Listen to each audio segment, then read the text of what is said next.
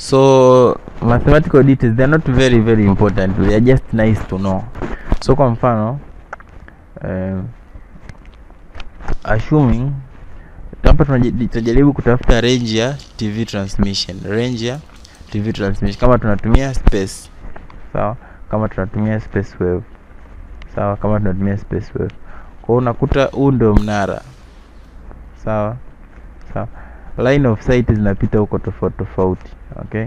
Assuming kwamba limitation yetu ni hapa, it means kwa kama earth inaendelea huku, kwa antena zote ambazo ziko tunaangalia limitation yetu.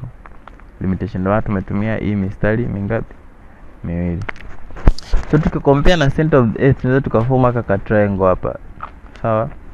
If h is the height of the antenna of the mnara, sawa, h is the height of the mnara and r is the radius of the curvature of hiyo part ambayo tunaongelea, kuanzia huo mnara ulipo kwenye center kuja kwenye center of the earth, kwa sababu huu mnara unakuwa unaishia kwenye hii part hapa, the ground, unachomeka kwenye ground.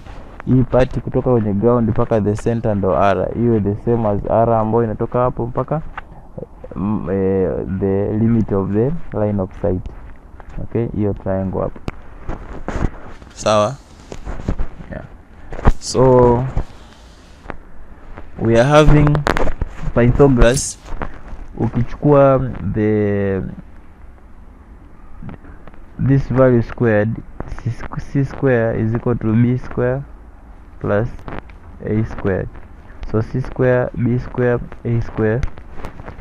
So utakuta kwamba c square ambayo ni hii value hapa, hii ambayo ni height ya mnara kutoka hapo mpaka hapo, na plus radius, kwa sababu tumesema mnara unaishia hapo kuchomeka. Sasa kuanzia point uliochomeka mpaka the center of the earth, kwa the total length ya hypotenuse inakuwa ni h plus r. Ndio maana unakuta hapa h plus r squared, okay. Ni sawa sawa na r squared hii hapa plus d squared. Tumeassume hii hapa ni d. Kwa nini?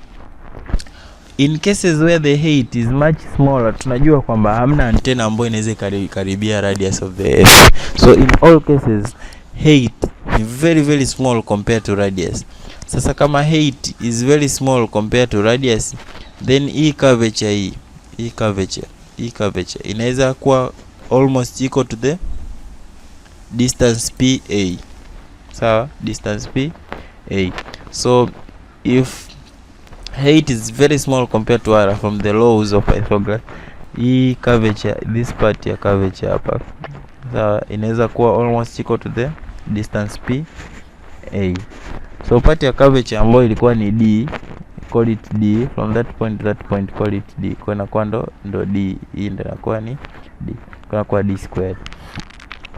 But remember tumesema r is very very great compared to r. Hamna antena ambayo inaweza kawa au mnara length inaweza kafanana na karibiana na radius of earth. So tuki factorize hii, tuki open hii, nakuja kupata h squared plus 2hr plus r squared, okay, is equal to. But remember r is very great compared to h. Tumesema antena au mnara compared to radius of earth is very very small, so it's almost negligible. So we can neglect that, sawa, we can neglect that. Sasa ukiangalia r squared na r squared zinakuja kufa, okay.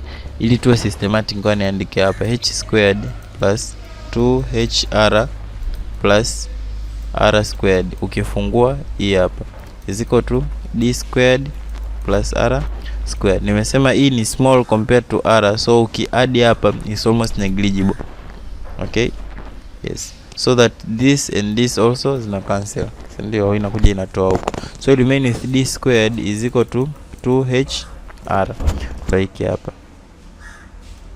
r kubwa, ndio hiki hapa ambacho tumeandika hapa.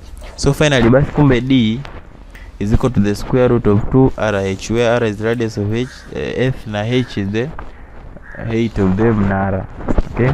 But remember d ni range ya transmission, kwamba kutoka mnara urefu wake mpaka the distance d, sawa, umbali kiasi gani ambao unaweza kuwa covered na mnara, tunaweza tukacalculate namna hiyo. Sawa, umeona application hii ni kucalculate kwamba kama mnara wangu uko hapa, mtu ambaye atakuwa out of range, sawa, ni anaweza akawa ni yani distance kiasi gani, kuanzia hapo atakuwa out of range. Kwa tunaweza tukaona hapo watakao kuwa beyond distance r. Sawa, yeah. So again the area that can be covered kwa mnara fulani, kwa unaweza calculate mnara fulani unaweza cover area kiasi gani. Kwa tunaangalia tu hapo kwamba we have pi d squared, pi d squared. So the formula is pi d squared, and so we have d as square root ya 2 square, hapo d square inakuwa ni 2rh. So the area that can be covered inakuwa 2πrh. So this is just interesting to know, ni kwa faida yako, tunaweza kutumia au si. Again also tunaweza tukacalculate maximum communicating range for space waves. Hii ilikuwa ni kwa ground wave, okay? Hii ilikuwa ni kwa ground wave, kwa sababu ground wave ndo ambao tulisema it's limited to, unakumbuka hapa moja disadvantages za ground wave, inakuwa na limited range. Sawa, ground wave inakuwa na limited range. Kwa limit yake tunaweza calculate kwa hapa. Ukija kwenye space waves yenyewe tuna calculate namna hii kwamba yenyewe limitation yake tulisema inakuwa limited to line of sight, si ndio? Inakuwa limited to line of sight. Kwa kama ni mnara wa kwanza ambao ni transmitter na huyu ni receiver, assuming ndo mdogo kabisa ambaye tunaweza tukamaccommodate akawa bado kwenye line of sight. Sawa, kwa tunaangalia kwamba if the total distance between the two, kuanzia receiver mpaka mnara, to call it dm, itakuwa ni sawasawa na distance kutoka urefu wa mnara wa transmitter mpaka kwenye ground ya earth vertically, horizontally, na kwa transmitter hivyo hivyo kwa receiver kutoka kwenye peak yake mpaka kwenye ground, call it dr ya receiver na dt ya transmitter. So dm ambayo ni total distance sawa dt plus dr, as you can see dt plus dr get dm. Lakini kutokana na hii hapa tulishasema range, ukikompare mnara na range, sawa, compare mnara na range kwenye ground inaweza kafika kiasi gani. Kwa dt tunaweza tukapata hiyo distance ambayo ndio hii distance hapa ambayo tulisema inafanana hii d ambayo d ndio hii hapa, kwa sababu h is small compared to ambayo tulisema pa is almost equal to d, the range. Okay, sawa, ndio hichi ndio applications tunakuja kuona sasa zinavyoingiliana. Yeah, so we have dt as that and dr kutokana na hii hapa, kwa kutumia hizi formula hizi tunakuwa hii hapa. Kinachobadilika ni height ya mnara gani unaotumia, d same. Sawa, dt hapo radius hiyo inabadilika, mnara wa unapata dt, mnara wa receiver unapata dr. So finally hii ndio distance ambayo tunajua huyu jamaa anaweza kufanya. So tukipewa kwa distance fulani tunaweza tukacalculate height ya mnara wa receiver au height ya mnara wa transmitter ili tu satisfy condition ambazo tunataka katika mawasiliano yetu. Though the height of receiving antenna must be large enough to intercept the space wave, normally not used beyond 100 km. Hatuwezi kutengeneza mnara ambao unazidi kilomita 100.